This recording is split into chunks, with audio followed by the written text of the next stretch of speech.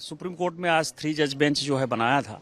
आप देखिए कि पैसा कितना है इस व्यक्ति के पास कि मुख्यमंत्री नहीं है, लेकिन बड़े बड़े वकील जो है ये हायर कर रहा है। हाई कोर्ट में भी केस कर रहा है कि मेरी गिरफ्तारी गलत है, सुप्रीम कोर्ट में भी आ जाया। अभी सुप्रीम कोर्ट का जस्ट जजमेंट आया जब मैं आपसे बात कर रहा हूँ। 3 जज बेंच ने कहा है कि आप जो है सुप्रीम कोर्ट का जो है झूठ का समय बर्बाद कर रहे हैं, आप हाई कोर्ट रेमेडी के लिए जाइए और जो आपकी गिरफ्तारी है उस गिरफ्तारी के बारे में आपको जो कुछ भी करना है वो हाई कोर्ट में जाके कहिए।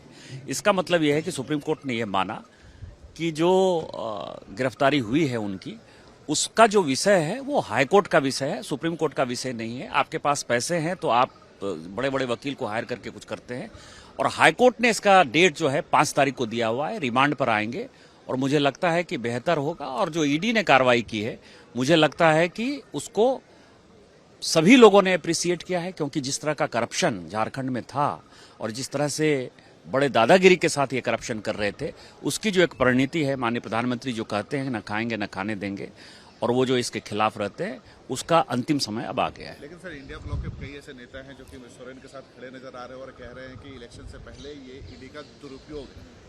मधु कौड़ा को जेल किसने भेजा? सिप्ते रजी के यहाँ किसने रेड मारा? कनीमोजी और राजा को किसने जेल भेजा?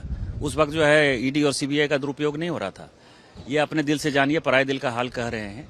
ये सभी जो है उसी मानसिकता के रहे हैं। इन्होंने बहुत दबाव की राजनीति की है, एजेंसीज को जो है इन्होंने अपने उपयोग के लिए किया है।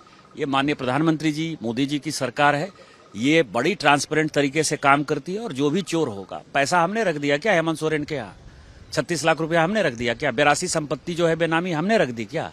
ये हाईकोर्ट के जजमेंट में जो है, लोकपाल वाले जजमेंट में कहा है कि 82 संपत्ति है तो आप जांच करिएगा ना, इनकम टैक्स में उसको दीजिएगा ना, उसको आप चुनाव आयोग में बताइएगा ना कि हम जब चुनाव लड़ने जा रहे हैं तो इतनी मेरी संपत्ति है।